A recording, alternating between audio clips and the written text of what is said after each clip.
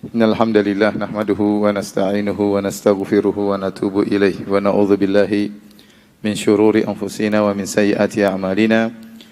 May yahdihillahu fala mudilla lahu wa may yudlil fala hadiyalah. Wa asyhadu an la ilaha illallah wahdahu la syarika lah. Wa asyhadu anna Muhammadan abduhu wa rasuluhu la nabiyya ba'dah. Ya ayyuhalladzina amanu taqullaha haqqa tuqatih wa la tamutunna illa wa antum muslimun.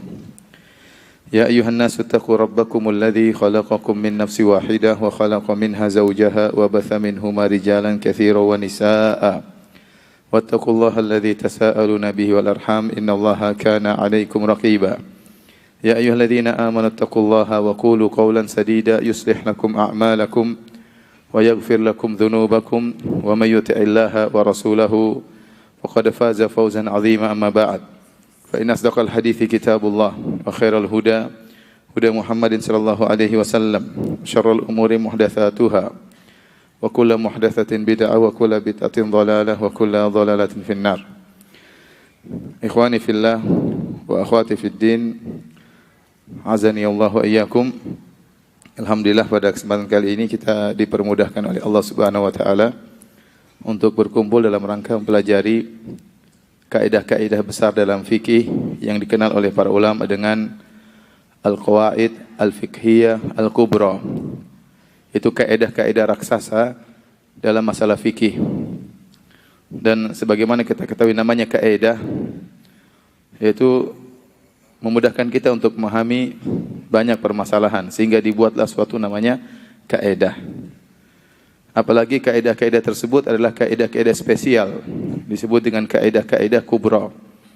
Yang kaidah-kaidah kubra, kaidah-kaidah raksasa tersebut jumlahnya ada 5, dikenal juga dengan al-qawaid al-khamsah, kaidah yang 5. Dan ini menunjukkan tentang indahnya Islam, ya.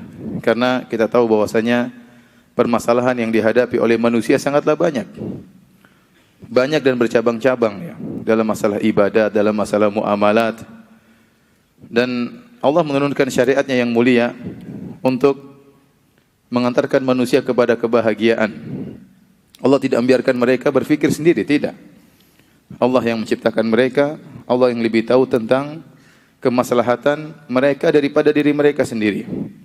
Oleh karena turunlah hukum-hukum syariat yang detail dan sangat lengkap. Dan itulah ciri syariat Islam. Semua diajarkan. Dan di antara keindahan syariat Islam ada kaidah-kaidah yang merangkum banyak dari permasalahan-permasalahan agama tersebut.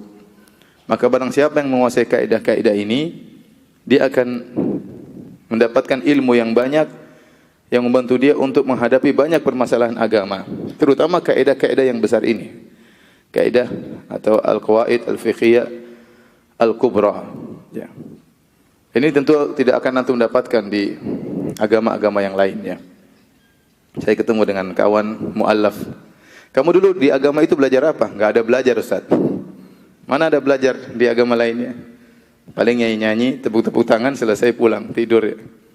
Minggu depan nyanyi lagi. Islam yang benar-benar mempelajari syariat, pelajari fikih. Karena pemeluknya meyakini bahwasanya dengan menjalankan syariat Islam itulah jalan menuju kebahagiaan. Taib hadirin dan hadirat yang dirahmati Allah Subhanahu wa taala, yang dapat buku coba angkat tangan. Bagian depan aja, bagian belakang boleh nyontek ya, enggak apa-apa. Kita akan bahas tentang al-qawaid al-fiqhiyah, ya. Itu bisa lihat di halaman pertama, ya.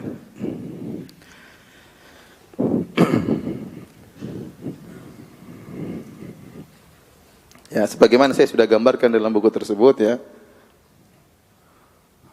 Al-qawaid syar'iyyah. Dalam Islam ada namanya kaidah-kaidah syariat. Ini berkaitan dengan fikih, ya, berkaitan dengan apa? Fikih, ya. Maka kaidah-kaidah itu, ya, kaidah-kaidah syariat ya terbagi menjadi secara umum ada 3, ya. namanya al-qawaid al-usuliyah. Itu kaidah usul fikih. Namanya al-qawaid al-fiqhiyah.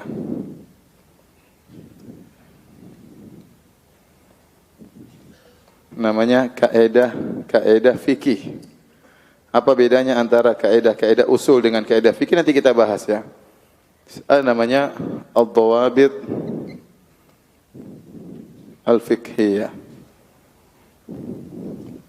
Itu kaidah kecil. Dawabit itu dhabit sama kaidah kecil ya. Kaidah kecil fikih atau dhabit ya. Dhabit fikih ya. Nah, kaidah fikih terbagi menjadi dua ya. Namanya al-qawaid al-kubra. Ini yang kita sebutkan, yang kita bahas, yang akan kita bahas itu yang ini ya. Ini akan kita bahas kaidah-kaidah besar. Terus ada yang kaidah yang tidak besar selain ini ya. Al-qawaid, mungkin kita boleh katakan as-sughra ya. Kaidah-kaidah yang tidak besar. Kaidah-kaidah selain yang besar.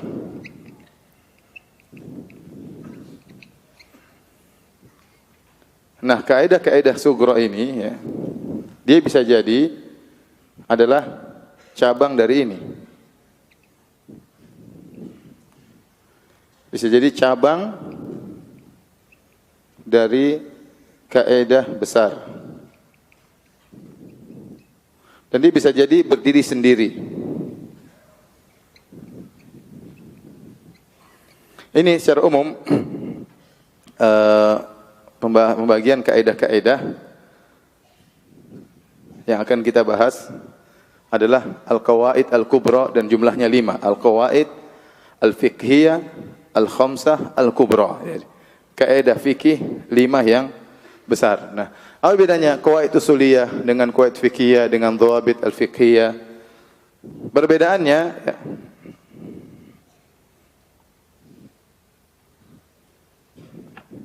jadi al-qawaid al-usuliyah ini, al-qawaid al-usuliyah adalah ilmu yang membahas tentang dalalatul alfaz, tentang penunjukan lafal-lafal ya. Seperti dalam bahasa Arab ada namanya kata kerja, ada namanya kata kerja perintah ya. Ada namanya lafal yang mutlak, ada namanya lafal yang umum. Ya, itulah pembahasan usul fikih. Bagaimana memahami penunjukan dalil ya. Seperti orang-orang Arab memahami kalau ada kata kerja perintah berarti hukum asalnya wajib jalankan perintah tersebut. Mereka pahami demikian ya. Sehingga timbullah kaidah usul fikih yang namanya al-amru lil wujub. Contoh ya. Contoh kaidah usul. Al-amru lil wujub. Perintah itu asalnya menunjukkan kewajiban.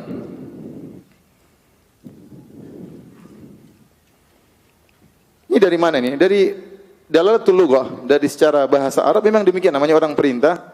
Bahkan bukan cuma bahasa Arab, bahasa Indonesia orang perintah berarti ente harusnya melakukannya, hukum asalnya. Ini contoh kaidah usuliyah. Apa fungsi kaidah ini? Fungsi kaidah ini ya, jadi pembahasannya tentang al-amrul wujub, larangan adalah untuk pengharaman, lafal yang begini berarti menunjukkan keumuman, lafal yang begini menunjukkan kekhususan, lafal yang begini, lafal seperti ini menunjukkan mutlak, lafal yang begini menunjukkan muqayyad. Ini semua dibahas dalam usul fikih. Fungsinya apa? Fungsinya untuk menilai dalil suatu permasalahan. Contoh, kita ingin bertanya tentang apa hukum salat? Apa hukum salat? Nah, untuk mengetahui hukumnya, kita harus tahu dalilnya dulu. Dalilnya wa aqimus shalah. Kalau antum nggak paham bilang ya, jangan sok paham ya. Dirikanlah salat. Dirikanlah salat. Nah, ini dirikanlah salat ini, dirikanlah ini, aqimu, ini dalam bahasa Arab namanya kata kerja, perintah. Fi'il amr, artinya kata kerja apa? Perintah. Dirikan, perintah atau bukan? Perintah. Nah, hukum apa yang bisa diambil dari lafal ini, dari nas ini, dalil ini, aqimus shalah? Kita punya kaidah usul fikih. Ternyata secara bahasa namanya perintah itu al-amr lil wujub, perintah untuk apa? Kewajiban. Tatkala kita menggunakan usul fikih untuk menilai dalil ini, kita tahu berarti hukum salat hukumnya apa? Wajib. Berarti salat itu hukumnya apa? Wajib. Dari mana Anda tahu hukumnya wajib? Melihat dalil, untuk mengambil hukum dalil tersebut kita menggunakan kaidah usul apa? Usul fikih. Kaidah usul fikih. Dan banyak contohnya tentunya ya. Contoh seperti firman Allah Subhanahu wa taala. Contoh kaidah usul fikih satu ya. Contoh kedua, dua di mana contohnya? Sini. Contohnya ya, ada namanya alif lam ya. Kalau masuk di suatu kalimat mufrad, terkadang alif lam tersebut menunjukkan al-istighraq. Alif lam. Alif lam ini terkadang menunjukkan al-istighraq yang menunjukkan umum. Ini secara bahasa Arab. Atau menunjukkan jenis yang menunjukkan umum. Contohnya dalam Al-Qur'an, innal insana lafi khusrin. Sungguhnya ada alif lam di sini. Alif lam ini kalau dalam usul fikih dikatakan dia menunjukkan jenis seluruh manusia. Maka seluruh manusia, kalau kita artikan bahasa Indonesia, sungguhnya seluruh manusia dalam kondisi apa? Merugi. Ya. Contoh, berarti kita mengatakan manusia di sini masuk seluruh manusia dalam kondisi merugi, kecuali yang dikecualikan oleh Allah Subhanahu wa taala. Contoh lagi misalnya, kata Nabi sallallahu alaihi wasallam contoh ketiga, salatun fi masjidi hadza. Kata Nabi sallallahu alaihi wasallam, salat di masjidku ini ya, pahalanya lebih dari 1000 kali lipat. Salatun di sini ini lafal, dalam bahasa Arab disebut lafal mutlak. Maka salat apa saja di Masjid Nabawi, hukum asalnya pahalanya lebih dari 1000 kali lipat. Untuk mengetahui ini semua, ini kembali namanya ilmu apa? Usul fikih. Dan tidak mungkin orang bisa paham usul fikih kecuali dia ngerti bahasa Arab. Kalau dia tidak ngerti bahasa Arab, dia tidak bakalan ngerti usul fikih. Karena dia harus bedakan mana yang lafal perintah, mana yang lafal larangan, mana yang mutlak, mana yang umum, mana yang khusus. Itu semua ilmu berkaitan dengan usul fikih. Oleh karenanya, tatkala kita tahu ilmu usul fikih adalah ilmu yang dibangun dengan berkaitan dengan penunjukan lafal-lafal bahasa Arab, dari situ kita tahu bahwasanya para sahabat dahulu ahli dalam usul fikih. Kenapa? Karena para sahabat dahulu mereka sangat paham betul tentang bahasa Arab. Mereka paham betul tentang bahasa Arab dan mereka mengetahui penggunaan bahasa Arab oleh Nabi sallallahu alaihi wasallam dalam syariat, sehingga mereka adalah orang-orang yang paling paham tentang bahasa Arab. Ini namanya kaidah usul fikih. Tapi antum fokusnya di sini aja. Saya ulangi lagi. Di antara kaidah usul fikih penunjukan lafal dalam bahasa Arab al-amru lil wujub, bahwasanya kata perintah itu adalah untuk menunjukkan apa? Kewajiban. Tatkala kita ingin tahu apa hukum salat? Hukum salat, kita lihat dalilnya. Dalilnya wa aqimus shalah, dirikan salat. Hukumnya apa? Kita enggak bisa menilai dalil ini kecuali dengan ilmu usul fikih. Kita lihat, oh ada aqimu, dirikan. Ini adalah kata kerja, perintah. Berarti salat itu hukumnya apa?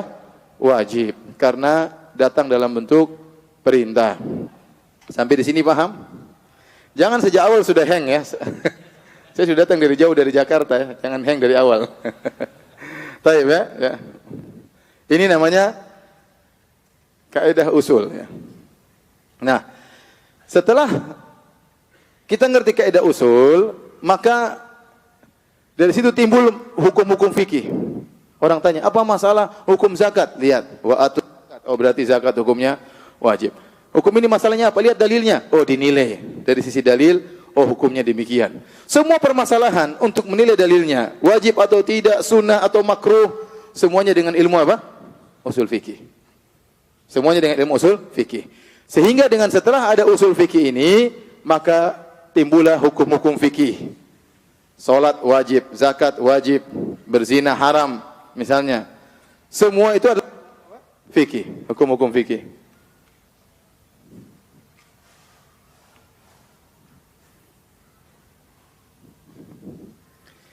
Jadi setelah kaidah usul,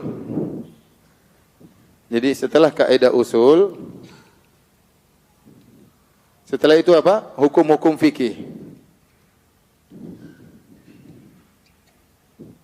Setelah kaidah usul,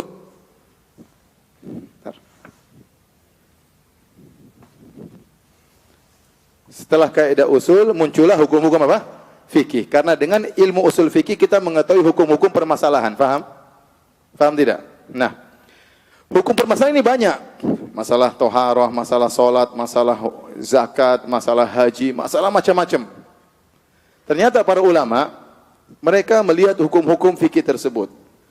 Setelah itu mereka klasifikasikan, ternyata hukum ini mirip dengan hukum ini. Hukum ini mirip dengan hukum ini.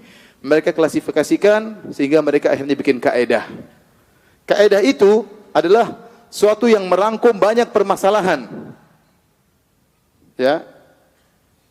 Permasalahan yang banyak tersebut dirangkum dengan namanya kaedah. Sehingga dengan kaedah tersebut kita mengetahui hukum banyak permasalahan. Karena ternyata permasalahan fikih itu bisa diklasifikasi. Golongan A, golongan B, golongan C. Nah, golongan A ini banyak sekali. Yang permasalahan yang berkaitan golongan A. Nah, golongan ini punya kaedah sendiri. Golongan B punya kaedah sendiri. Golongan C punya kaedah sendiri. Nah, kaedah-kaedah itulah yang disebut dengan al-qawaid al-fiqhiyah. Kaedah-kaedah fikih. Jadi, setelah hukum fikih muncul namanya apa? Kaedah-kaedah apa? Fikih. Nah, itulah akan kita bahas kaedah-kaedah fikih ini. Suatu kaedah yang mencakup banyak permasalahan, merangkum banyak permasalahan satu kaedah. Itu akan kita bahas pada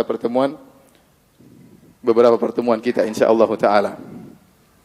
Kalau antum mau lebih lanjut lagi, saya tanya sama antum sekarang. Di antara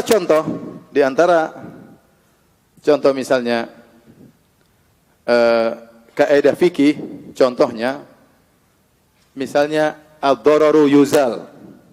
Contoh kaedah fikih, contoh kaedah fikih ad-dararu yuzal.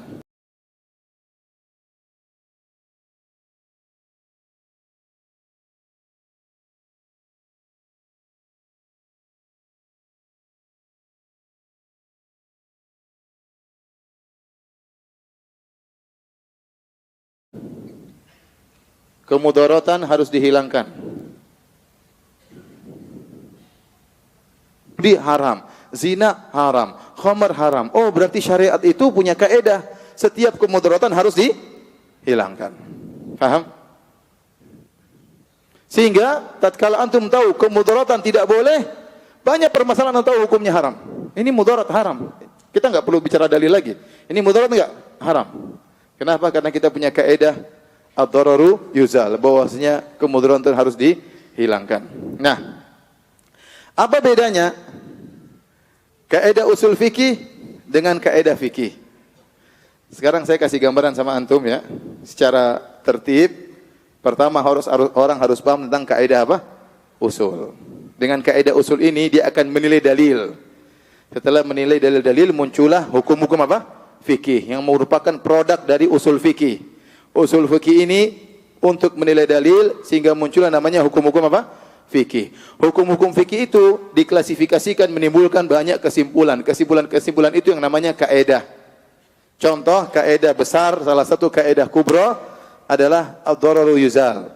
Bahwasanya kemudaratan harus dihilangkan. Sekarang saya tanya sama antum, suatu permasalahan, antum tinjau dari usul fikih, antum tinjau dari sisi kaidah fikih ya. Kaidah fikih ini. Contoh, saya tanya sama antum, apa namanya? Hukum misalnya hukum zina misalnya atau hukum bunuh diri, sederhana. Apa hukumnya orang bunuh diri? Dalilnya sekarang contoh beda usul fikih dengan kaidah fikih. Contoh permasalahan.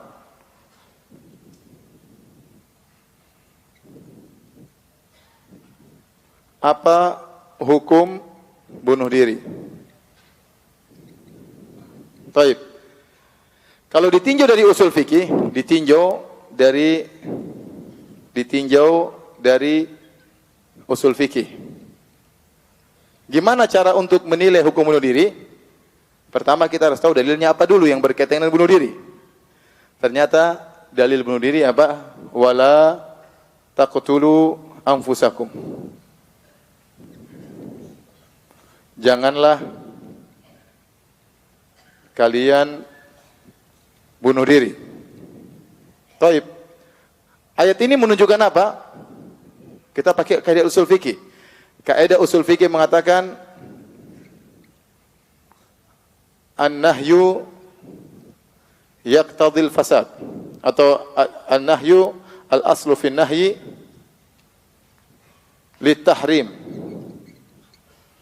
Asal dalam pelarangan adalah untuk pengharaman.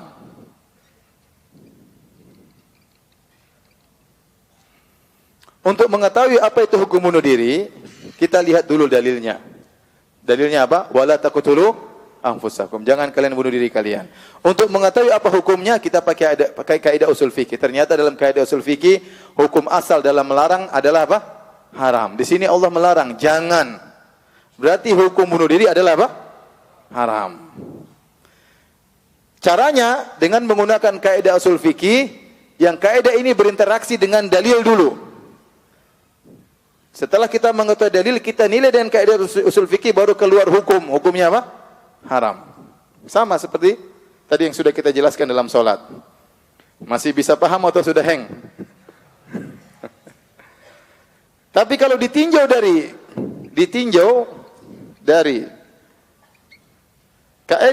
kaidah fikih, kita langsung bisa tahu hukumnya. Tanya, apa hukum bunuh diri? Kita bilang haram. Enggak usah lihat dalil. Kenapa? Kaidah mengatakan ad-dararu yuzal. Kemudaratan harus dihilangkan, dan kemudaratan bunuh diri sangat besar. Maka hukumnya haram. Enggak usah cari dalil-dalil lagi. Karena sudah ada kesimpulan hukum bahwasanya namanya mudarat itu hukumnya apa? Haram. Maka kita bilang bunuh diri hukumnya haram. Haram karena kaidah ad-dararu yuzal, kemudaratan harus dihilangkan.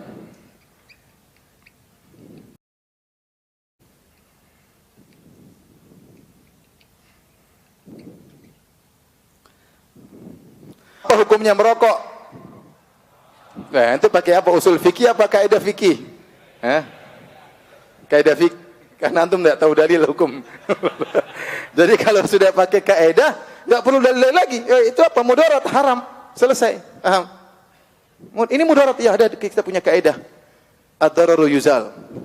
Setelah diteliti oleh para ulama, ternyata berbagai masalah fikih, ratusan masalah fikih menyimpulkan satu kesimpulan. Namanya kemudaratan harus dihilangkan.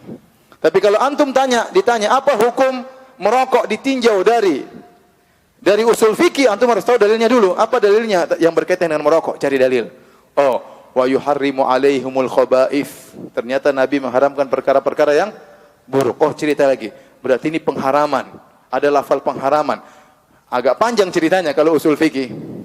Tapi kalau kaidah langsung. Apa hukumnya tadi? Haram. Masya Allah. Sudah canggih kaidahnya ya. Jadi ini dulu ya.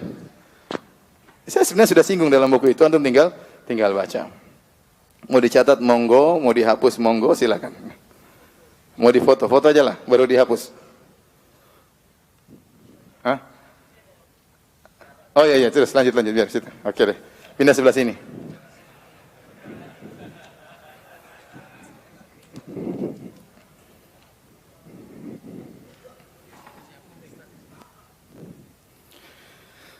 Baik, kita akan bicarakan tentang kaidah-kaidah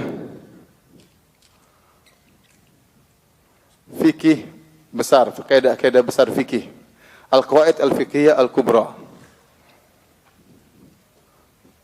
Ini kaidah ini dia dikatakan besar kenapa? Coba buka halaman 5. Halaman 5 saya katakan ini kaidahnya ada 5 ya, ada 5 kaidahnya.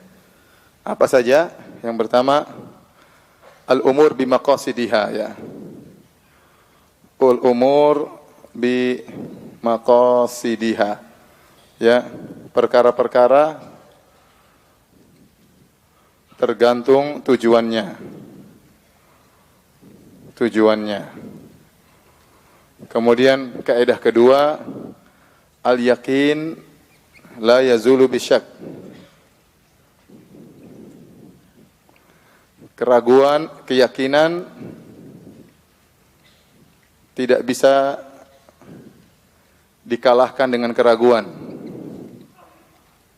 Kalahkan dengan keraguan. Kaidah yang keempat apa? Al-masyaqqatu tajlibu taisir. Al-masyaqqatu tajlibu taisir. Artinya kesulitan mendatangkan kemudahan.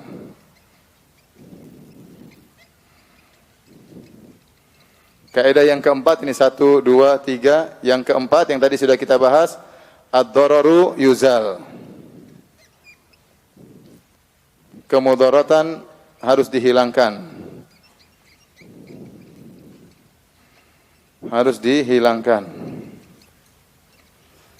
Kemudian yang kelima, kaidah besar yang kelima, al-adah muhakkamah.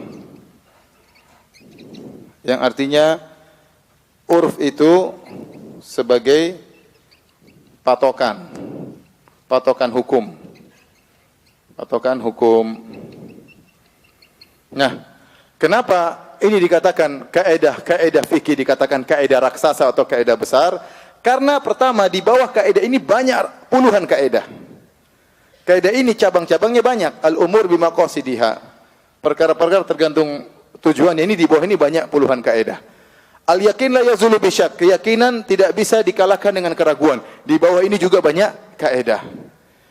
Jadi dia merangkum juga kaidah. Kaidah sendiri sudah merangkum. Ternyata puluhan kaidah ini dirangkum lagi sama kaidah raksasa. Ya. Seperti kalau kita makhluk hidup kaidah sangat besar. Di bawah makhluk hidup ada manusia, ada hewan apa? Ada tumbuhan. Manusia ini kaidah raksasa. Di bawah manusia ada macam-macam juga, ya. Ada bahlul, ada pinter. Terus di bawah hewan juga macam-macam. Ada hewan berbisa, misalnya hewan buas lah, hewan burung lah. Paham? Ini saya kasih gambaran. Ya, ternyata burung itu kaidah, punya banyak anggota. Ya. Misalnya hewan buas, bawahnya juga banyak. Binatang melata juga banyak. Ular-ularan juga banyak. Semua ini, kaidah-kaidah ini dirangkum di bawah kaidah besar namanya apa? Hewan. Paham? Gambarnya seperti itulah ya. Tapi kita tidak sedang berbicara tentang hewan ya, enggak. Tapi saya kasih gambaran ya. Kemudian makanya dikatakan dia kaidah besar, kaidah raksasa karena di bawah kaidah ini banyak kaidah-kaidah yang dirangkum. Taib. Ini yang pertama, yang kedua atau yang situ ada beberapa sebab. Di antaranya juga 5 kaidah ini dapat diperlakukan dalam seluruh bab-bab fikih. Dalam bab tohara, dalam bab muamalah, dalam bab haji, dalam bab puasa ya. Ini semua kaidah bisa dipakai. Kaidah ini berputar dalam segala permasalahan agama. Maka dikatakan dia kaidah raksasa. Kemudian yang berikutnya, 5 kaidah ini disepakati oleh 4 mazhab. Semua 4 mazhab menggunakan kaidah ini. Kenapa setiap mazhab terkadang punya kaidah sendiri yang tidak disepakati oleh mazhab-mazhab yang lain? Yang tidak disepakati oleh mazhab-mazhab yang lain. Tapi kalau 5 kaidah ini disepakati oleh seluruh apa? Mazhab. Ini. Itulah kenapa dikatakan dengan kaidah raksasa. 3 sebab yang saya sebutkan tersebut yang ada dalam halaman kelima. Ya. Baik. Sampai sini paham? Benar? Kita masuk kaidah yang pertama. Ya. Kaidah yang pertama. Ya.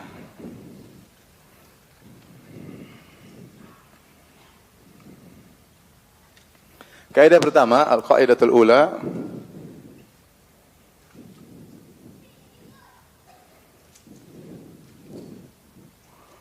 Al-umur bimaqasidiha. Tadi apa? Perkara-perkara tergantung apa? Tujuannya. Niatnya dan tujuannya. Silakan buka di halaman 6, situ saya sebutkan dalil-dalilnya. Kita jelaskan sekarang, baru kita kembali lagi ke papan tulis ya. Kaidah ini sangat penting sekali ya. Karena dengan antum memahami kaidah ini, antum bisa dapat pahala banyak-banyak. Antum bisa selamat dari penyakit-penyakit hati ya. Antum bisa menjaga amalan antum supaya tidak gugur ya. Dan antum bisa dapat pahala yang paling tidak bisa dapat pahala banyak sekali. Nanti akan kita jelaskan. Tapi di antara dalil yang menunjukkan bahwasanya perkara tergantung tujuannya, seperti firman Allah Subhanahu wa taala, "Wa ma umiru illa liya'budullaha mukhlishina lahuddin hunafa." Dan tidaklah mereka diperintahkan kecuali untuk beribadah kepada Allah mukhlisin, harus ikhlas dalam apa? Beribadah. Ini dalil menunjukkan bahwasanya yang Allah lihat tujuannya. Yang jadi patokan Allah adalah apa? Tujuannya. Seorang bisa beribadah, bentuk ibadahnya sama, kalau tujuannya berbeda, maka nilainya berbeda, hukumnya berbeda. Yang satu bisa jadi beribadah ikhlas karena Allah, yang satu beribadah riya misalnya, ya. Yang satu berdakwah untuk menebarkan ilmu agama, yang satu berdakwah untuk cari pengikut misalnya. Allah Maha tahu niat seseorang tatkala melakukan suatu ibadah, dan semuanya bergantung dengan niat yang ada dalam hatinya, tujuan yang hendak dia lakukan. Contoh lagi dalil tentang yang menjadi patokan adalah tujuan, seperti dalam surat Al-Baqarah ayat 225. Kata Allah Subhanahu wa taala, "La yu'akhidhukumullahu bil-lagwi fi aymanikum, walakin yu'akhidhukum bima kasabat qulubukum, wallahu ghafurun halim." Kata Allah, Allah tidak akan memberi hukuman kepada kalian akibat lagu fi aymanikum. Tatkala kalian sumpahnya cuma sumpah lagu, tidak serius, Allah tidak akan menghukum kalian. Tetapi Allah menghukum yang benar-benar hati kalian maksudkan. Bima kasabat qulubukum. Kalau kalian niatnya benar-benar sumpah, baru Allah hukumi. Allah kasih hukuman. Tapi kalau ternyata cuma lagun minal qaul, hanya sekedar ngomong-ngomong, tidak serius tatkala bersumpah, bukan maksudnya untuk bersumpah, maka Allah maafkan. Makanya di akhir ayat kata Allah, wallahu ghafurun halim. Sungguhnya Allah Maha Pengampun, berarti Allah maafkan. Dan ini sering, kalau di Indonesia jarang, tapi kalau di Saudi sampai sekarang mereka kalau ngomong, wallahi, sering sekali mereka bilang apa? Wallahi. Wallahi saya ke sana, wallahi saya beli sedikit-sedikit apa? Wallahi. Tapi mereka tidak tujuannya bersumpah. Mereka terbiasa dalam mulut mereka mengatakan apa? Wallahi, wallahi, wallahi, tetapi maksudnya tidak maksudnya untuk bersumpah. Nah, saya waktu bergaul dengan mereka, saya pun terbawa kadang-kadang saya sering bilang apa? Wallahi, wallahi. Padahal saya tidak bermaksud bersumpah, terbawa dengan gaya bicara mereka. Tetapi waktu kita minta disumpah, ya itu lain cerita. Kalau di mahkamah, di pengadilan bersumpah, mereka enggak berani main-main bilang wallahi, wallahian, enggak berani. Mereka harus serius karena sekarang mereka minta disumpah, maka mereka harus perhatikan niat mereka, ini sumpahnya benar atau tidak ya. Ini contoh. Kenapa Allah tidak menghukum lisannya? Karena niat mereka mengucapkan wallahi tadi bukan untuk apa? Bersumpah. Berarti yang menjadi patokan adalah tujuan. Kemudian juga dalil seperti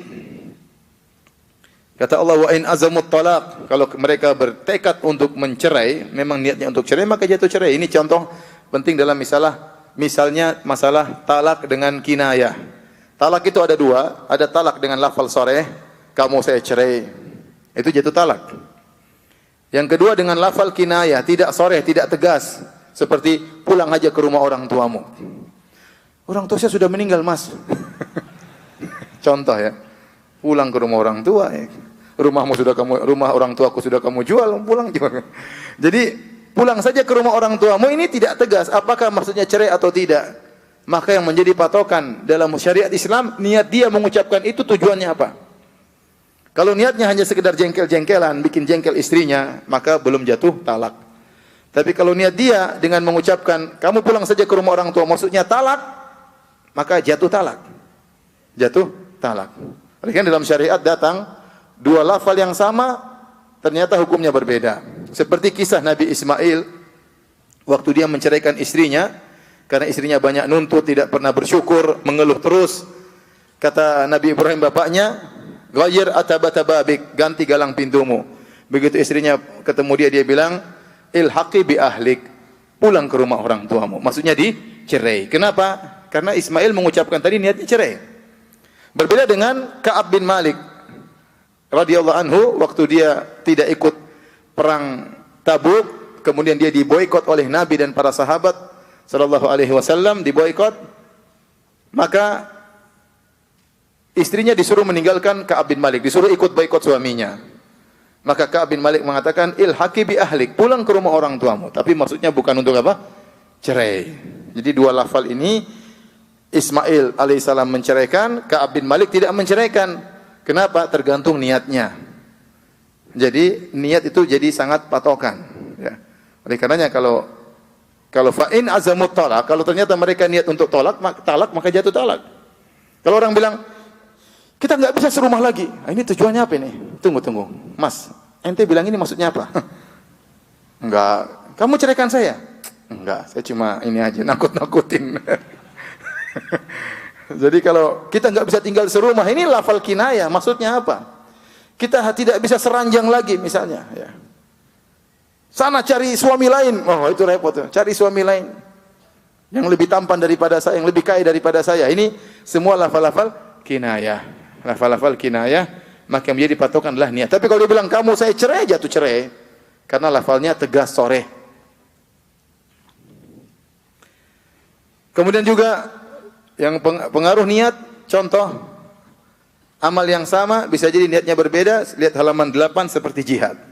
Dalam hadis dengan sanad yang lemah kata Nabi sallallahu alaihi wasallam, "Rubba qatilin baina saffain Allahu a'lamu bi niyatihi."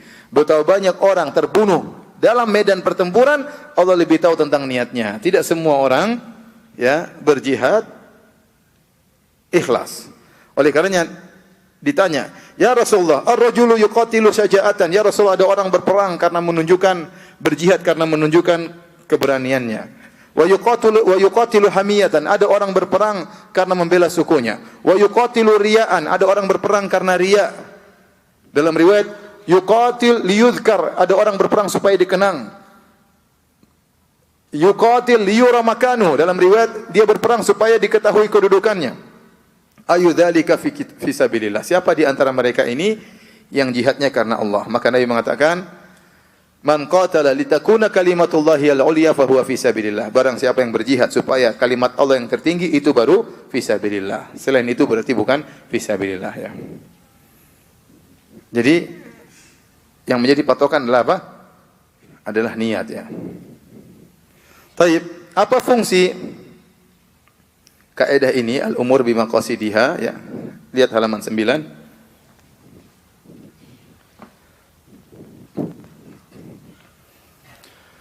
Fungsi niat ya.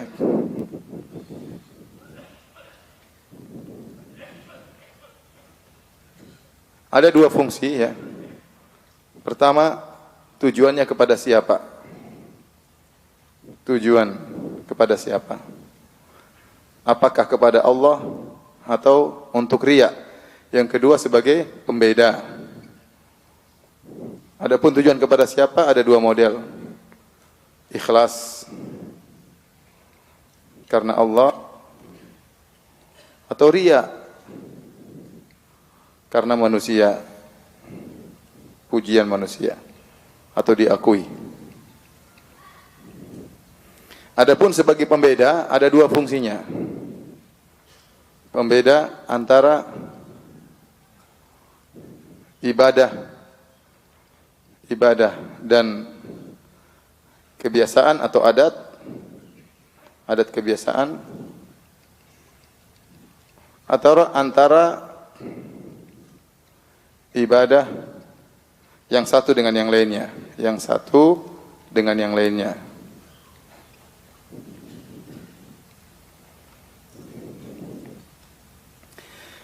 Contoh kalau ini jelas, ikhlas karena Allah, riya karena pujian manusia. Amalannya bisa sama-sama berjihad. Yang satu masuk surga dengan surga yang tinggi, yang satu masuk neraka, nerakanya parah ya. Amalnya sama, niatnya berbeda. Ini fungsinya diantaranya membedakan tujuannya kepada siapa. Ya. Kemudian pembeda antara ibadah dan adat kebiasaan. Contoh mandi, ya. Contoh apa? Mandi. Mandi itu berbagai macam. Ada mandi, niatnya mandi sunnah. Ada niatnya mandi sekedar hanya untuk menghilangkan rasa panas. Ada niatnya mandi junub. Ini semua berbeda. Ada orang contoh, dia habis berhubungan dengan istrinya. Kemudian dia jalan sana, jalan sini, dia ngobrol sama kawan-kawannya. Setelah itu dia pulang, dia mandi. Tapi dia tidak niat untuk mengangkat hadas. Dia lupa kalau dia junub. Dia mandi saja, kayaknya gerah dia mandi. Dia lupa kalau dia sedang junub. Harusnya mandi junub. Begitu dia salat, Allahu Akbar, rakaat kedua dia ingat, ya Allah, tadi saya mandi niatnya apa ya? Berarti ini mempengaruhi. Mandi dia tadi bukan mandi apa? Junub, bukan mandi ibadah. Berarti mandi dia adalah mandi biasa. Yang pengaruhi apa? Niatmu apa? Contoh, seorang keluarkan zakat, duit dia keluarkan. Bisa jadi dia niatkan untuk bayar zakat, bisa jadi sekedar sedekah biasa. Kalau niatnya zakat berarti jadi bayar apa? Zakat. Kalau ternyata niatnya bukan zakat, hanya sekedar biasa, berarti dia belum bayar zakat. Tergantung niat dia. Ya. Itu nanti antara ibadah dengan ibadah yang lainnya misalnya. Tapi saya contoh aja pembeda antara tradisi dengan ibadah. Contohnya apa? Contohnya mandi. Contohnya mandi. Ya. Contoh antara ibadah satu dengan ibadah yang lainnya, seperti membedakan antara contoh 2 rakaat sebelum subuh. Nah, orang kalau masuk masjid, dia sholat 2 rakaat sebelum subuh. Ini ada 3 kemungkinan. Dia 2 rakaat di waktu subuh, di waktu subuh ya. Waktu subuh. Ada 3 kemungkinan ya. Bisa jadi niat dia sholat qobliyah.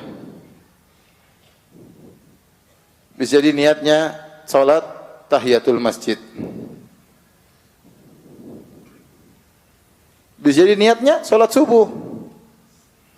Sama-sama 2 rakaat ya, tergantung niatnya yang mana. Ya. Ini contoh niat sebagai apa? Pembeda. Tadi contoh saya contohkan tadi apa? Contoh 1, contoh 2 tadi apa? Infak. Ya. Infak bisa jadi apa? Buat bayar zakat.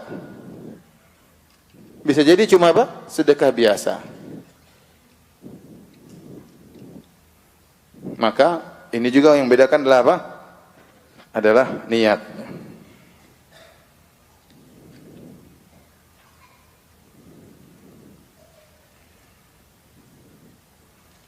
Di situ saya tuliskan lagi, antum bisa baca. Ya.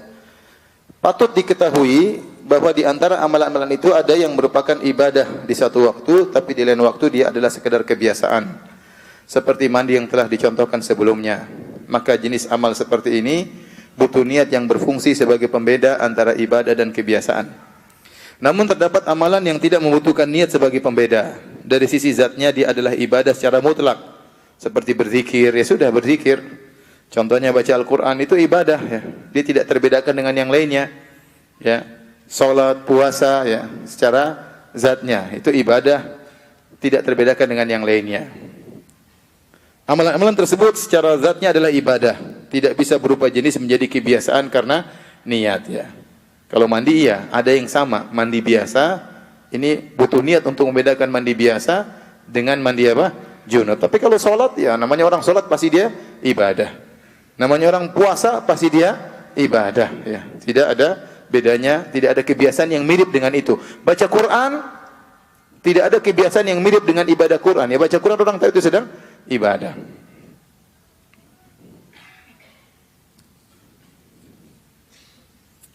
Baik. Sudah?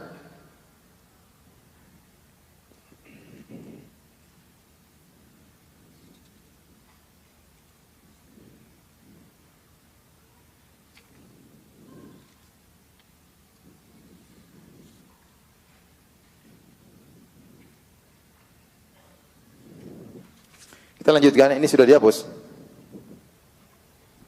Ya, hapus ya.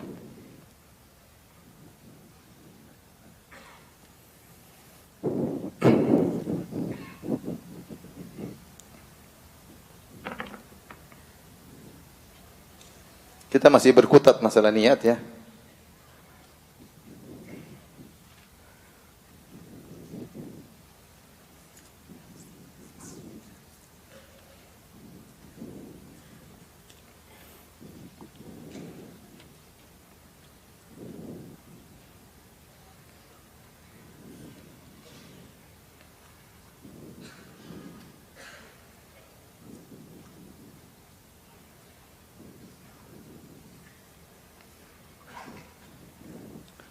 Amalan hamba ya bisa terbagi menjadi dua secara umum ya. Dituntut oleh syariat,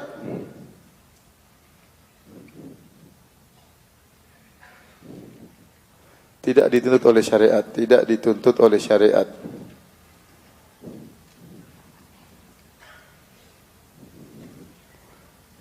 Syariat ada dua ya. Dituntut untuk dikerjakan,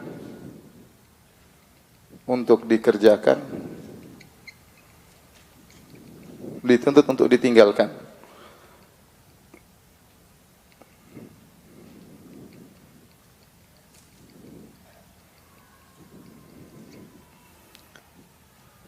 Yang tidak dituntut itu namanya mubah, boleh dikerjakan, boleh ditinggalkan, terserah, itu namanya mubah. Nah, yang itu untuk dikerjakan, inilah tadi pembahasan tentang ini butuh niat.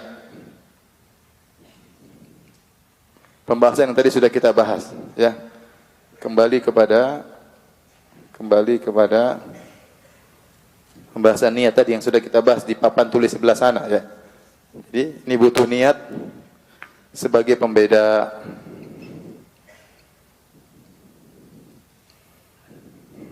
Kalau dikerjakan tanpa niat, maka tidak dinilainya di sisi Allah. Kata Nabi sallallahu alaihi wasallam, "Innamal a'malu apa? Binniyat." Ya. Salat harus ada niatnya. Puasa harus ada niat kita ingin berpuasa, ya. Puasa pun dibedakan, puasa qadha atau puasa sunnah, semuanya butuh niat. Salat 2 rakaat ini maksudnya apa? Qobliyah atau ba'diyah atau salat fardu, ini semua butuh niat. Adapun yang dituntut untuk ditinggalkan, maka ini tidak butuh niat. Contoh, meninggalkan maksiat.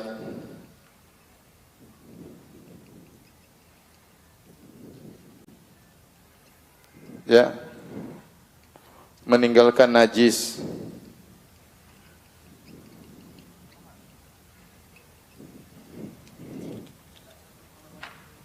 Seperti meninggalkan beban hutang.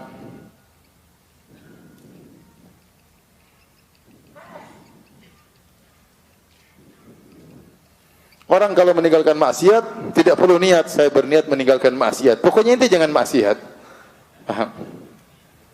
Jadi jangan maksiat. Inti tidak maksiat sudah selesai. Karena Allah suruh ente tinggalkan apa? Maksiat, ya. Tetapi hanya dapat pahala kalau dia niatkan. Dia meninggalkan maksiat karena Allah, itu baru dia dapat apa? Pahala. Tapi seandainya dia tidak niatkan, ya sudah, selesai. Yang penting dia tidak bermaksiat. Beda seorang tidak berzina, dia tidak zina, niatnya karena Allah, saya tidak berzina. Kenapa Allah mengatakan wala taqrabu zina? Jangan dekati zina. Dia dapat pahala, dia tinggalkan zina karena Allah. Yang satu meninggalkan zina karena takut kena AIDS. Jadi tidak dapat pahala. Karena niatnya bukan karena Allah. Tetapi enggak ada masalah, yang penting dia tinggalkan apa? Maksiat. Tapi tidak disyaratkan dia harus berniat. Tapi disyaratkan dia berniat kalau ingin dapat pahala. Paham? Seorang meninggalkan rokok, saya tidak mau merokok. Kenapa? Buang-buang duit. Enggak dapat pahala. Saya tidak merokok, kenapa? Diomelin istri, tidak dapat pahala. Tapi kalau saya tinggalkan rokok karena Allah melarang saya untuk merusak tubuh saya, baru dia dapat apa? Pahala. Paham? Najis pun demikian. Kalau ada najis kita bersihkan, tidak usah pakai niat. Kalau wudu perlu niat. Wudu perlu niat, mandi perlu niat. Karena itu ibadah yang dituntut untuk dikerjakan. Paham? Kalau antum cebok, nggak perlu pakai niat. Aku berniat untuk mencebok, nggak perlu. Udah cebok-cebok aja, yang penting bersih ya.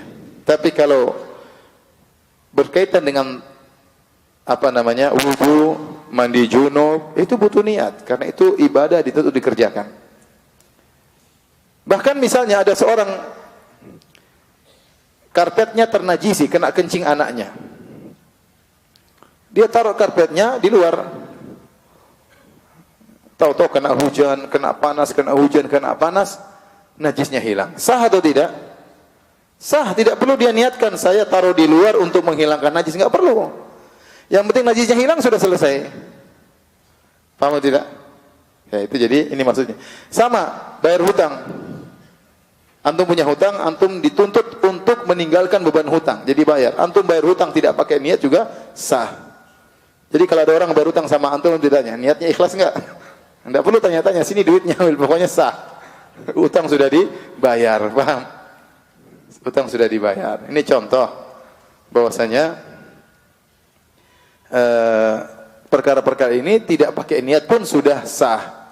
Tapi kalau ingin dapat pahala harus niatkan karena siapa? Karena Allah Subhanahu wa taala. Baik. Yang berikutnya perkara mubah. Perkara mubah ini juga enggak perlu diniatkan, sama. Tidak butuh niat. Tetapi kalau ingin dapat pahala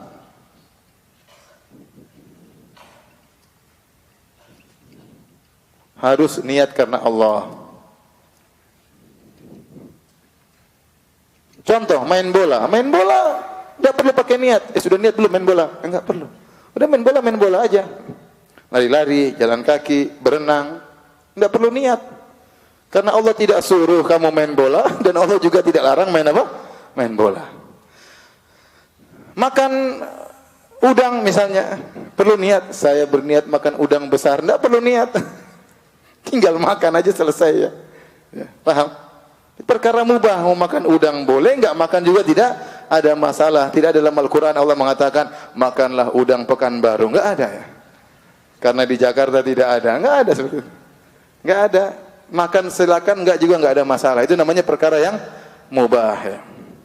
Tetapi kalau antum ingin dapat pahala dari perkara mubah, antum harus niatkan.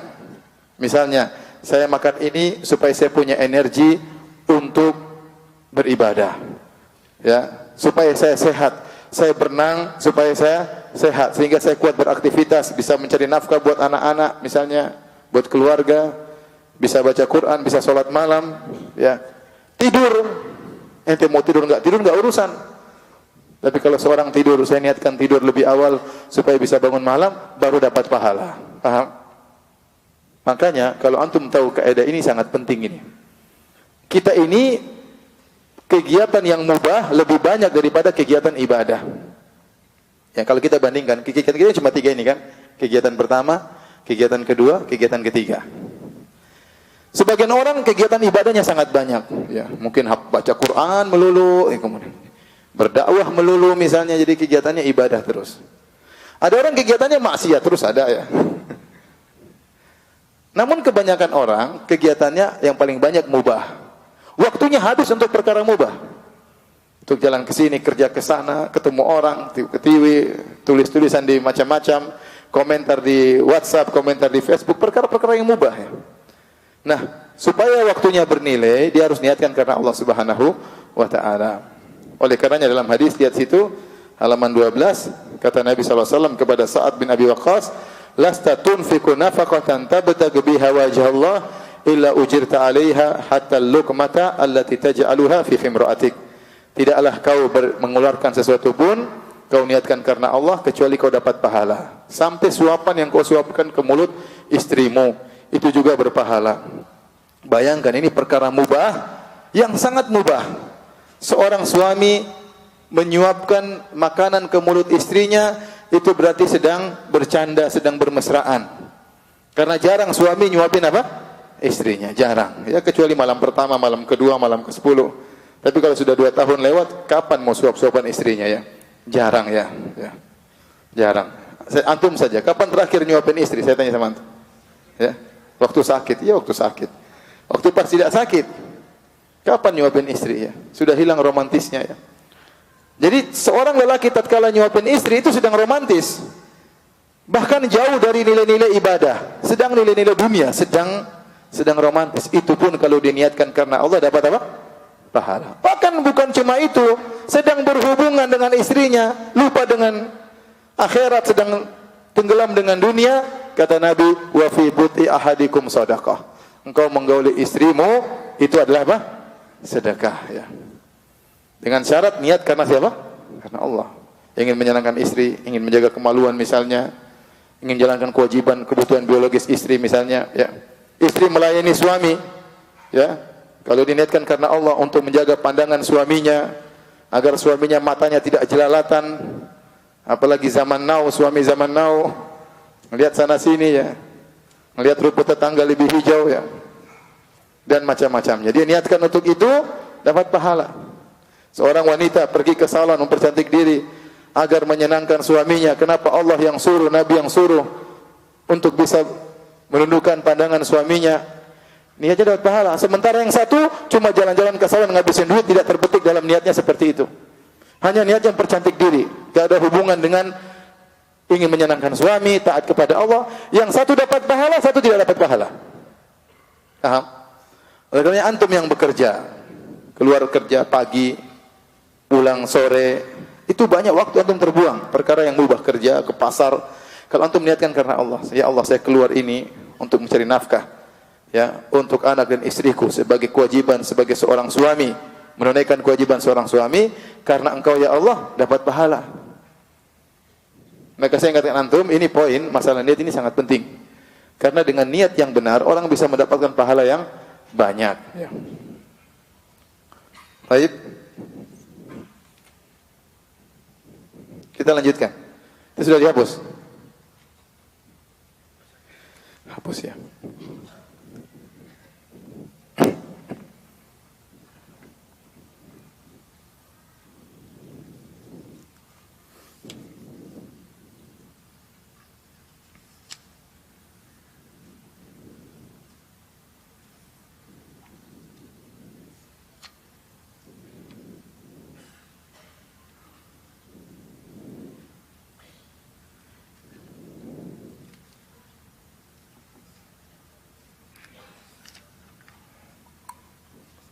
Baik. Sekarang kita bahas niat yang terkontaminasi ya. Niat yang terkontaminasi.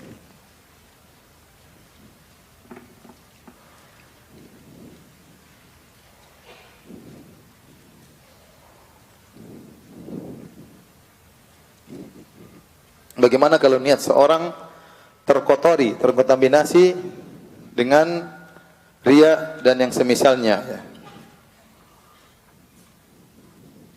Atau niat yang tercampur ya. Niat yang tercampur.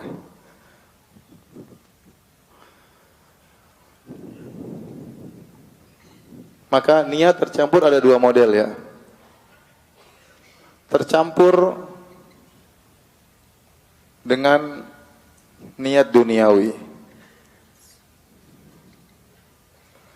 tercampur dengan riya.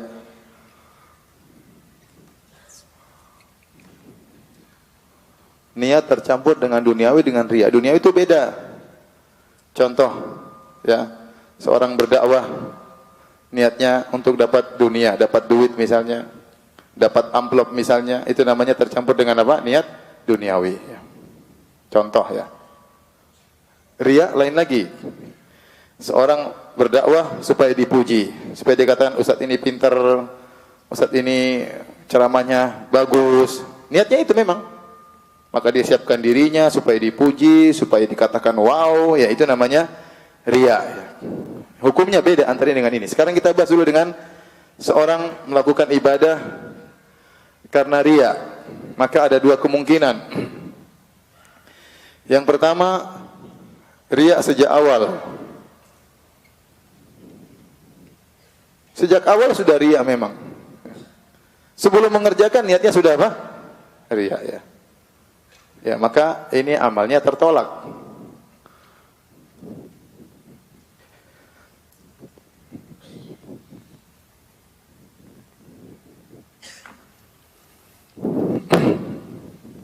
Amalnya tertolak. Jadi dia sholat supaya dikatakan rajin sholat. Dia puasa supaya dikatakan rajin puasa. Sampai dalam sebuah buku saya pernah baca, ada orang memang dia riya, selalu riya. Dia lagi sholat. Allahu Akbar. Terus sebelah dua orang lagi ngobrol. Memuji dia. Dia dengar. Satunya bilang, itu orang rajin sholat. Bahagia. Sebut-sebut sama temannya. Jadi temannya itu cerita ke teman yang lain. Itu yang lagi berdiri itu rajin sholat sekali. Oh dia, itu yang dia cari memang. Dia ingin dipuji. Karena sedang sholat. Ya, Masya Allah. Terus ternyata dia nunggu. Pingin temannya cerita lagi. Dia juga rajin puasa. Tapi temannya lupa cerita. Akhirnya, saya juga rajin puasa. Bukan cuma rajin sholat ya. Jadi, itu niatnya memang untuk apa? Dipuji. Itu riya. Musibah. Ya. Makanya, ada seorang salaf ditanya, "Ala tahdhurul janazah? Kenapa kau tidak melayat janazah?" Dia berhenti. Kata dia, "Hatta uhdiron niyat." Sampai saya hadirkan niat dulu. Saya ngelayat jenazah karena siapa? Allah. Karena orang berangkat ngelayat jenazah macam-macam niatnya. Karena enggak enak dibilang orang, karena menunjukkan bahwasanya dia misalnya peduli sama teman yang meninggal, macam-macam niatnya. Maka dia hadirkan niat. Saya ini kesana ngapain? Kalau niatnya karena Allah, saya jalan. Kalau enggak, saya berhenti. Waktu ditanya, "Ala tahdhurul janazah?" Kenapa kau tidak melayat? Kata dia. Dia berhenti dulu, kata seorang salaf ini, "Hatta uhdhiran niyat." Sampai saya hadirkan niat. Nah, kita ini sebenarnya ikhwan, Allah kasih sinyal dalam diri kita. Saya sangat yakin, tidak ada seorang pun yang riya kecuali dia sadar dia sedang riya. Dia sadar bahwasanya dia sedang mencari pujian, tuh dia tahu. Jiwanya pasti bergejolak, dia pasti tahu. Ya. Makanya Allah mengatakan, "Wala uqsimu bin nafsil lawamah." Sungguh aku bersumpah dengan jiwa yang suka mencela. Itu jiwa yang baik yang suka mencela tadi. Mencela kalau pemilik jiwa tadi ternyata punya perkara melakukan hal-hal yang buruk. Langsung ada sinyal tegur. Orang kalau mau maksiat pasti jiwanya berontak. Kamu kok, tapi dia lawan aja. Dia hawa nafsunya menguasai dia. Tapi sebenarnya ada sinyal menegurnya. Kecuali kalau hatinya sudah mati ya. Betapa sering kita terjerumus dalam riya, kita sadar bahwasanya saya sedang apa? Riya. Maka segera kita berhenti. Jangan kita lanjutkan. Karena di antara maha rahmat Allah, Allah kasih sinyal dalam diri kita. Ya, maka saya bisa katakan hampir setiap orang yang riya pasti dia sadari bahwasanya dia sedang mencari apa? Pujian, mencari pengakuan. Maka jangan dia lanjutkan. Kalau dia lanjutkan maka amalnya sia-sia. Paham? Baik. Jadi sejak awal amalnya tertolak. Yang kedua, riya di tengah-tengah. Awalnya ikhlas, di tengah-tengah apa? Riya. Seperti sering dicontohkan, Syekh Utsaimin mencontohkan seorang salat Allahu Akbar ikhlas. Rakaat pertama ikhlas, rakaat kedua tiba-tiba riya ya. Kenapa?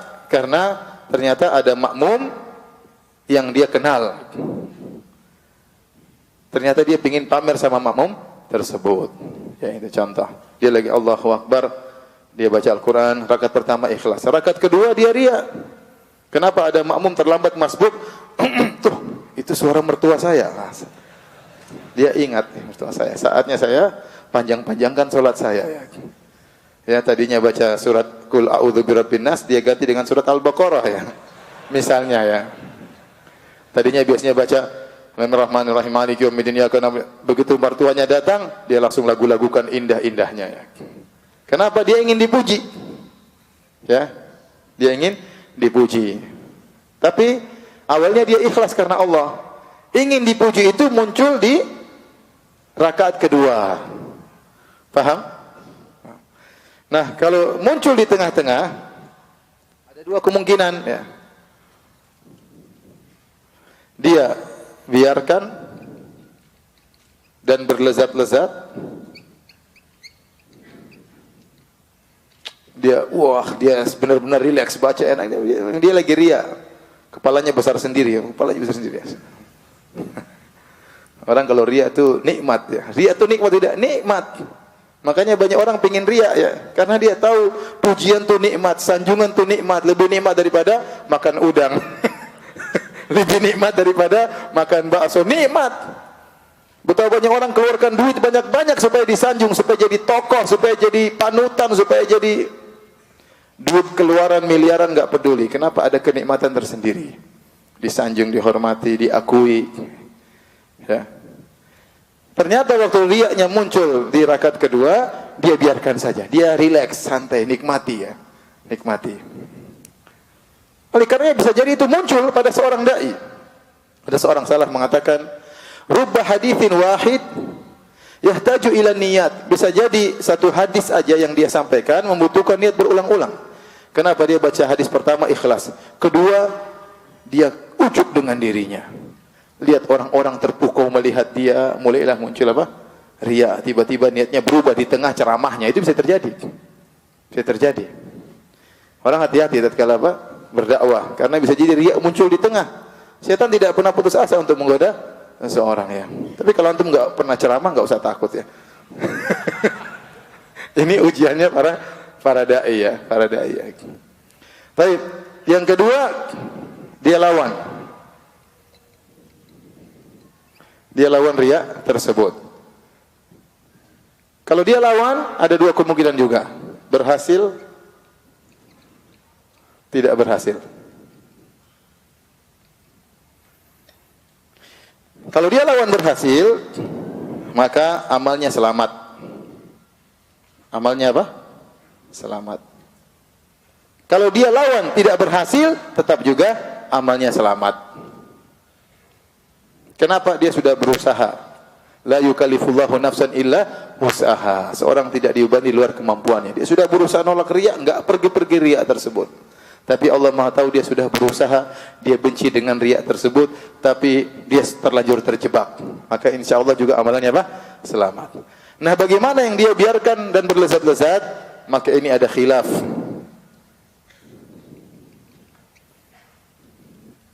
Pendapat pertama, amalnya selamat. Karena yang jadi patokan awalnya adalah awalnya. Yang kedua, amalnya apa? Tertolak, tidak diterima karena dia riya, karena riyanya. Ini ada khilaf. Syekh Utsaimin memilih pendapat ini, bahwasanya Ibnu Qayyim juga demikian ya.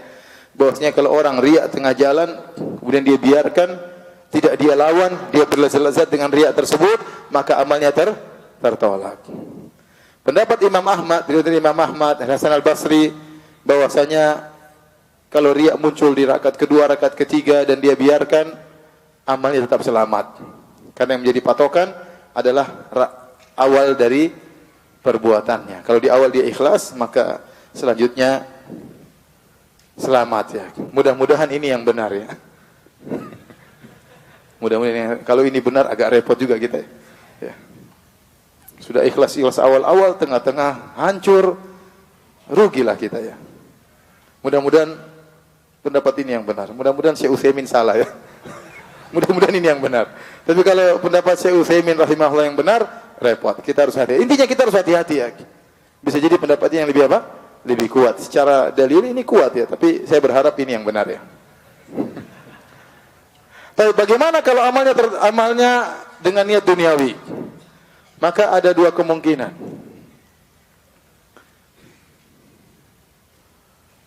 Niat dunia yang mendominasi. Niat akhirat yang mendominasi.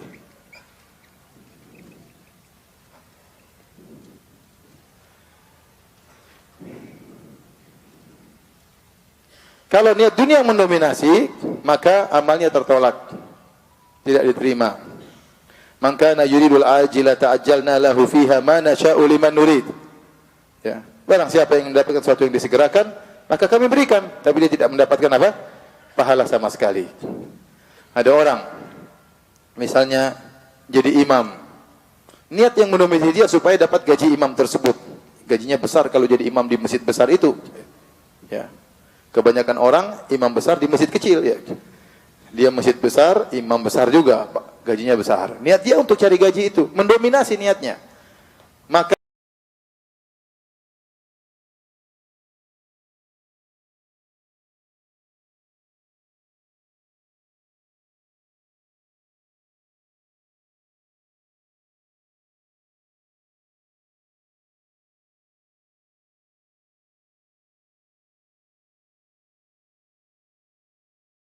dia ini bukan ria, dia tidak ria, tapi dia mungkin dia ikhlas, tetapi dia tidak diterima amalannya. Yang mendominasi, ada niat duniawinya. Maka Allah alam bisawab, di sini ada dua model. Ya. Ada yang dunia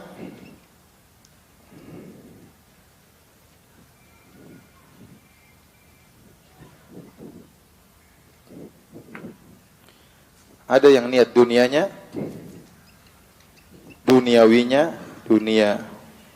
dunianya diizinkan syariat. Sebutkan dalam nas, dalam dalil. Contoh niat dunia yang diizinkan dalam syariat, misalnya silaturahmi agar kaya dan panjang umur.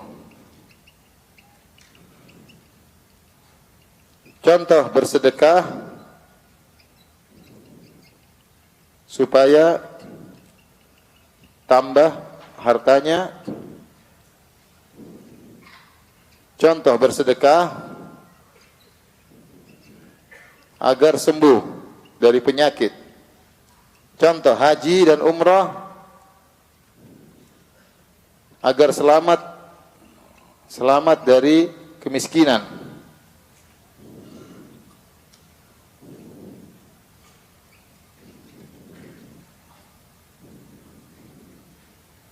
Contoh salat malam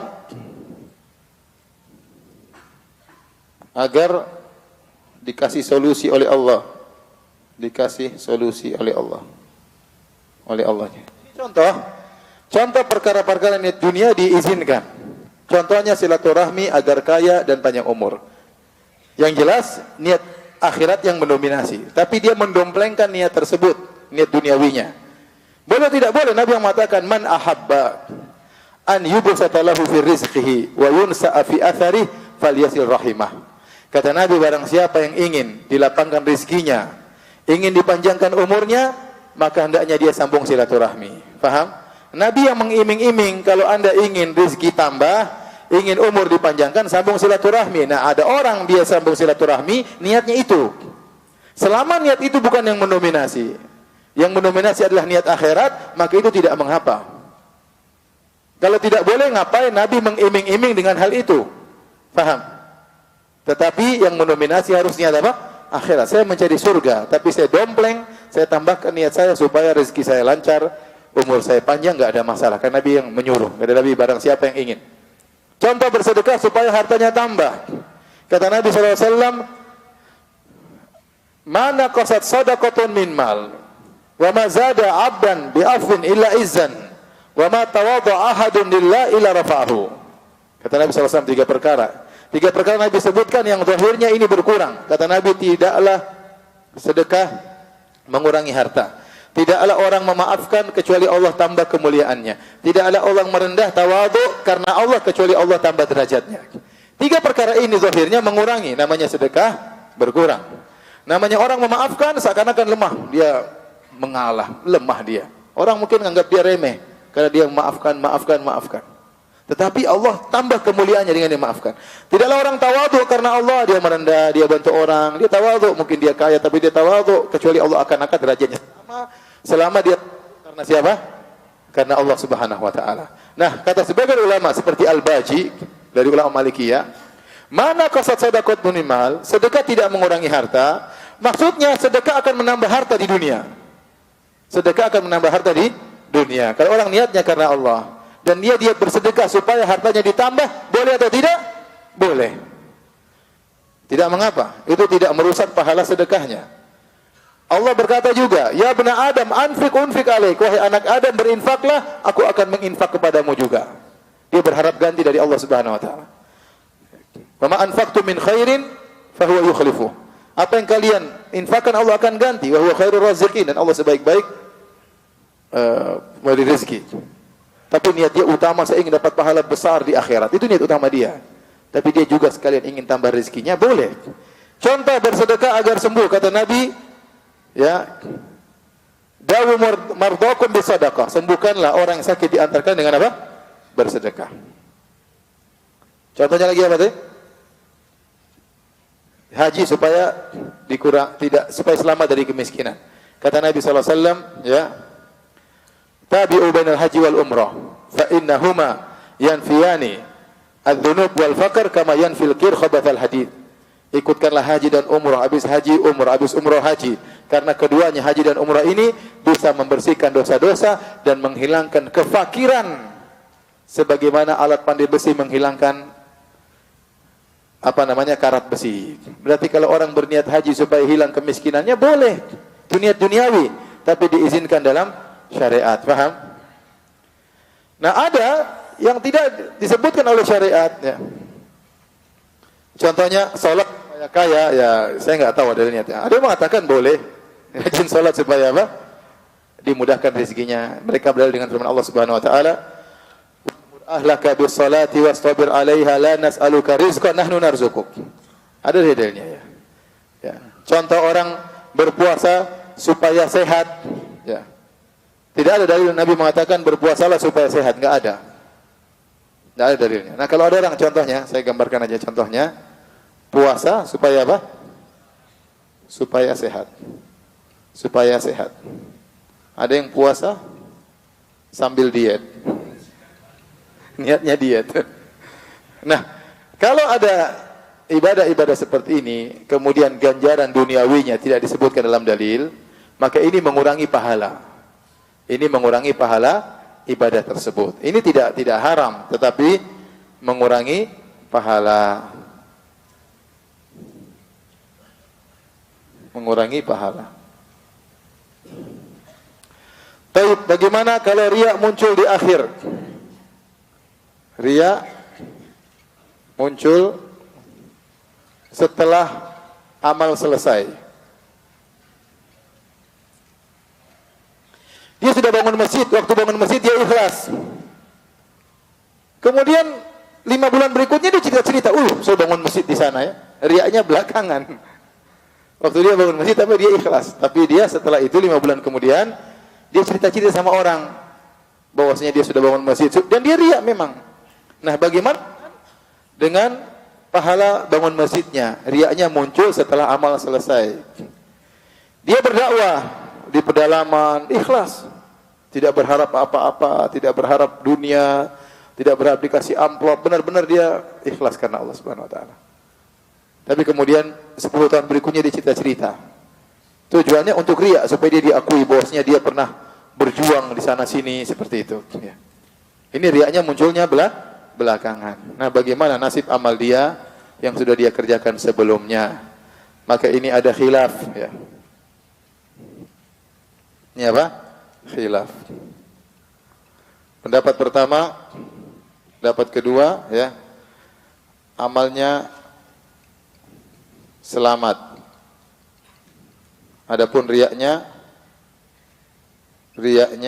dosa tersendiri.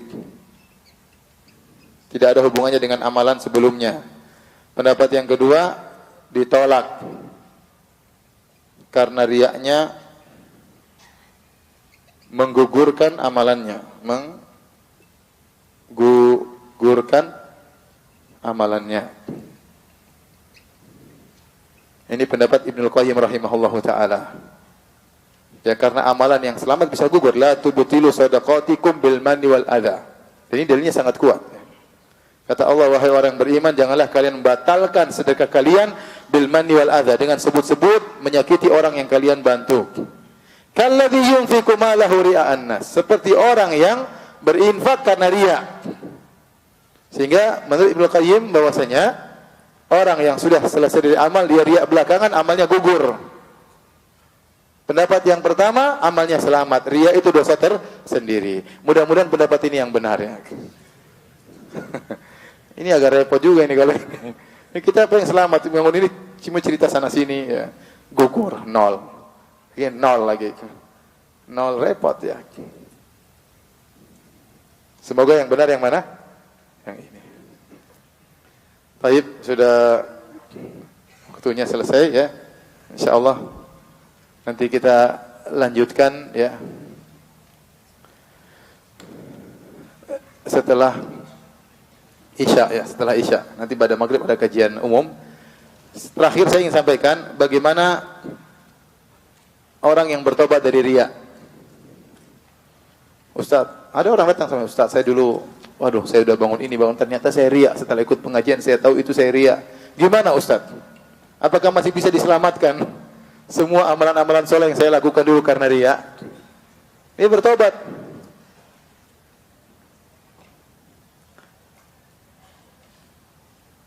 Selamat atau tidak kalau dia bertobat? Amalannya kembali atau tidak?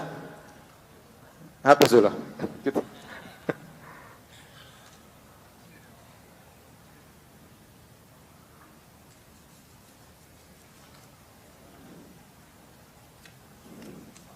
Nanti aja dah. Jawabannya pada Isya nanti insyaallah. Baik, demikian saja insyaallah kita ketemu lagi pada Isya, pada maghrib ada kajian umum. Subhanakallah bihamdik asyhadu an la ilaha illa anta astaghfiruka wa atubu ilaik. Assalamualaikum warahmatullahi wabarakatuh.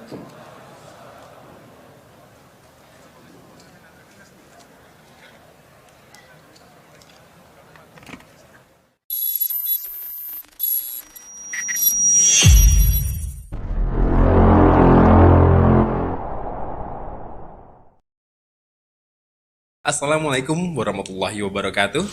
Alhamdulillah telah tersedia RBT Ustadz Maududi Abdullah Hafizahullah. Allah hanya undur saudaraku. Allah hanya undur maksiat Anda.